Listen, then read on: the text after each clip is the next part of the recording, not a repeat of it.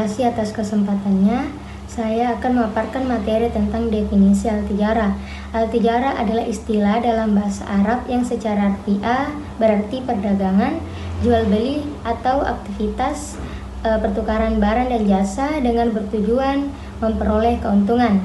Nah, dalam konteks syariah Islam, al-tijarah tidak hanya sekedar aktivitas ekonomi biasa, tetapi merupakan sebuah bentuk muamalah atau interaksi sosial dan ekonomi yang diatur oleh prinsip-prinsip Islam yang bertujuan tidak hanya mencari keuntungan duniawi, tetapi juga memperoleh keberkahan dan keridhaan dari Allah Subhanahu wa Ta'ala. Secara terminologi, al-tijarah dapat didefinisikan sebagai sebuah aktivitas ekonomi yang melibatkan pertukaran barang atau jasa antar individu atau kelompok dengan dasar suka sama suka dan dilakukan dengan cara-cara halal serta sesuai dengan nilai-nilai dan hukum Islam. Al-tijarah adalah konsep perdagangan yang tidak hanya berorientasi pada keuntungan materi, tetapi juga pada keberkahan, kejujuran, keadilan, dan tanggung jawab moral. Deskripsi ayat dan terjemahan. Yang pertama, Quran Surah As-Saff ayat 10-11 yang artinya, wahai orang-orang yang beriman, maukah kamu aku tunjukkan suatu perdagangan yang dapat menyelamatkan kamu dari azab yang pedih? Caranya, kamu beriman pada Allah dan Rasul-Nya dan berjihad di jalan Allah dengan harta dan jiwamu. Yang demikian itu lebih baik bagimu jika kamu mengetahui. Adapun deskripsi surah As-Saff ayat 10-11 yang berisi ajakan Allah kepada orang-orang beriman untuk mengikuti perdagangan yang akan menyelamatkan mereka dari azab yang pedih. Perdagangan itu bukan berupa jual beli duniawi, melainkan beriman pada Allah dan Rasul-Nya serta berjihad di jalan Allah dengan harta dan jiwa. Allah menegaskan bahwa jalan ini adalah jalan yang terbaik bagi mereka jika mereka benar-benar memahami nilainya. Ayat ini menegaskan pentingnya iman yang disertai dengan pengorbanan dan kesungguhan dalam membela kebenaran. Deskripsi ayat dan terjemahan yang kedua, yaitu Quran Surah An-Nisa ayat 29 yang artinya, wahai orang-orang yang beriman, janganlah kamu memakan harta sesamamu dengan cara yang batil tidak benar, kecuali berupa perniagaan atas dasar suka sama suka di antara kamu. Janganlah kamu membunuh dirimu, sesungguhnya Allah adalah Maha Penyayang kepadamu. Deskripsi surah An-Nisa ayat 29, yaitu ayat ini adalah perintah tegas untuk tidak melakukan kegiatan memakan harta orang lain, bahkan harta pribadinya, dengan jalan yang tidak sesuai syariat. Melakukan konsumsi harta secara batil mencakup penggunaan harta pribadi atau orang lain dengan cara yang tidak dibenarkan syariat. Nah, misalnya seperti maksiat, riba, aniaya, atau penipuan. Nah, termasuk juga transaksi jual beli yang tidak sesuai dengan syariat Islam. Deskripsi ayat dan terjemahan yang ketiga, yaitu Quran Surah Al-Jumu'ah ayat 11 yang artinya, apabila sebagian mereka melihat perdagangan atau permainan, mereka segera berpencar menuju padanya dan meninggalkan engkau Nabi Muhammad yang sedang berdiri berkhutbah. Katakanlah apa yang ada di sisi Allah lebih baik daripada permainan atau perdagangan. Allah pemberi rezeki yang terbaik. Deskripsi Quran Surah Al-Jumu'ah ayat 11, yaitu ayat ini ayat terakhir dari surah Al-Jumu'ah yang diturunkan di Madinah. Surah ini secara umum membahas pentingnya sholat Jumat dan adab dalam menyikapinya. Ayat ini secara khusus menyoroti perilaku sebagian sahabat yang meninggalkan Rasulullah SAW saat sedang menyampaikan khutbah Jumat karena tergoda oleh aktivitas perdagangan dan hiburan yang datang dari luar. Saya kira hanya itu dari saya. Baik, terima kasih atas kesempatan yang telah diberikan. Saya akan menjelaskan dan menyebutkan kosakata atau mufradat yang penting dalam surah As-Saff ayat 10 dan 11, surah An-Nisa ayat 29, dan surah Al-Jumu'ah ayat 11. Yang pertama, surah As-Saff. Pada ayat 10 terdapat beberapa kata, yaitu yang pertama itu tijarah, yang artinya perdagangan. Digunakan sebagai perumpamaan yang dekat dengan kehidupan manusia, terutama bagi kami yang hidup dari bisnis dan jual beli.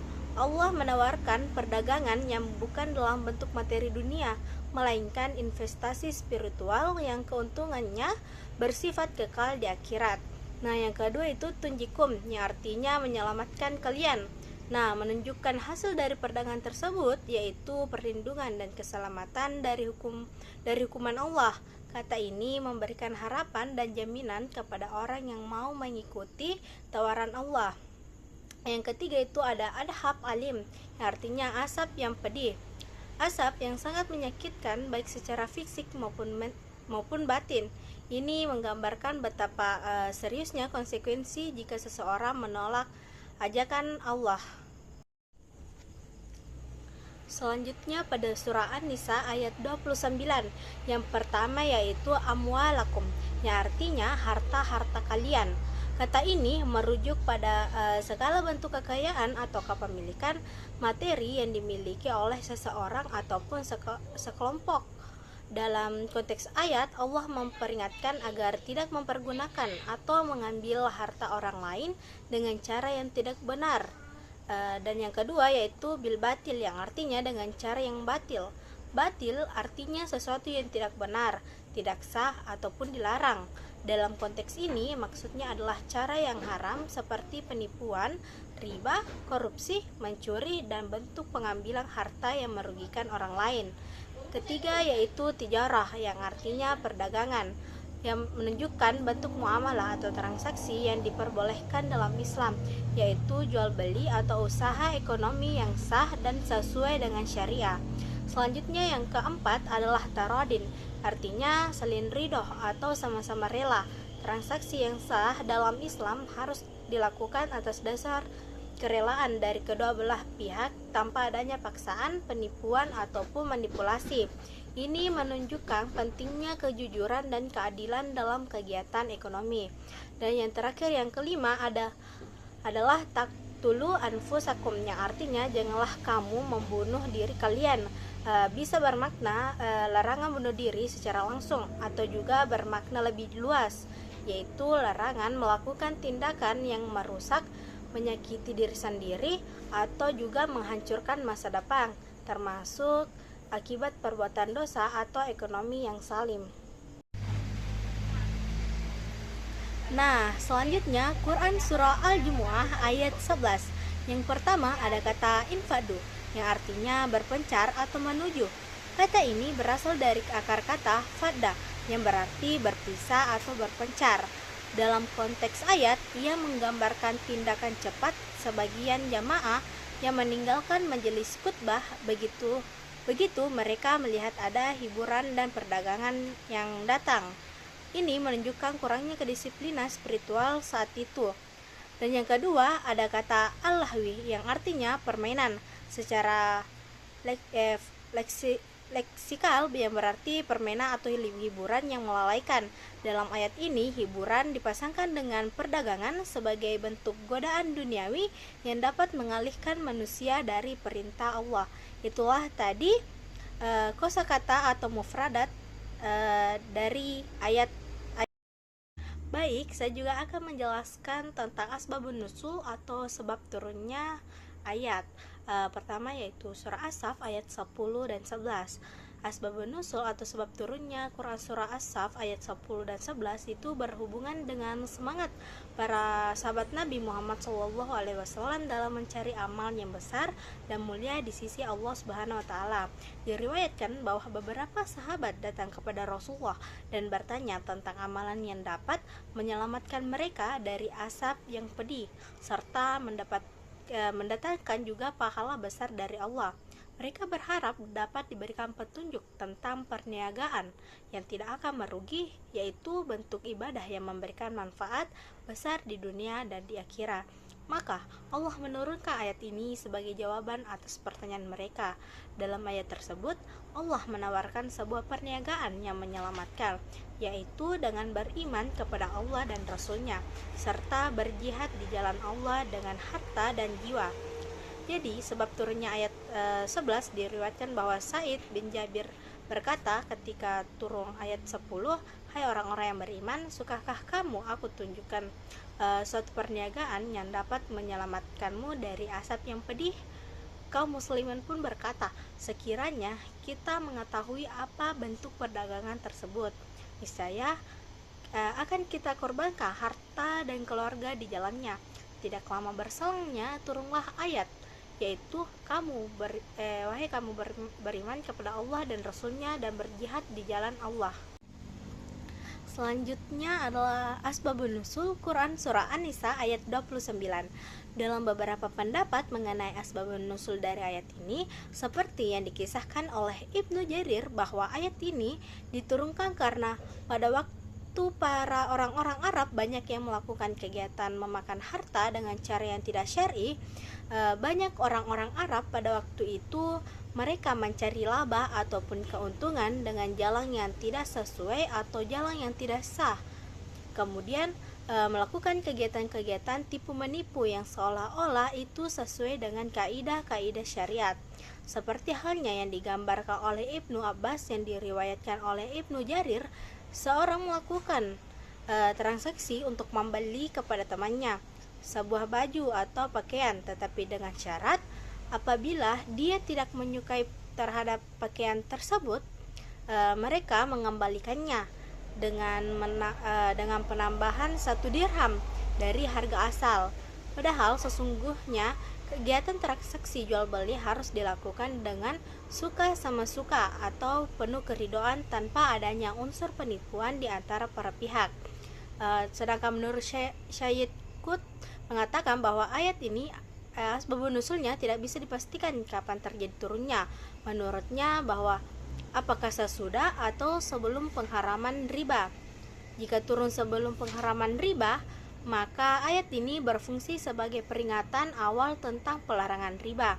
Akan tetapi apabila ayat ini turun sesudah adanya pengharaman riba, maka ayat ini sebagai pemberian informasi terkait dengan ketidakbolehan dalam mengambil harta orang lain dengan jalan yang tidak dibenarkan.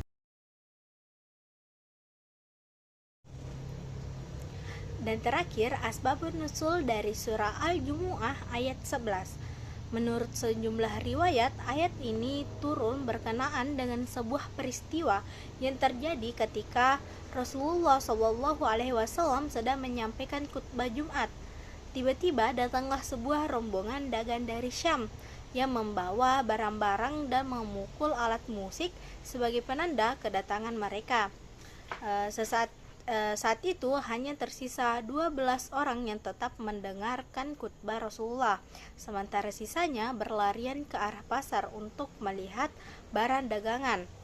Riwayat ini menunjukkan bahwa pada masa awal Islam, sebagian kaum muslimin masih memiliki kelemahan dalam menempatkan prioritas antara kepentingan dunia dan juga akhirat.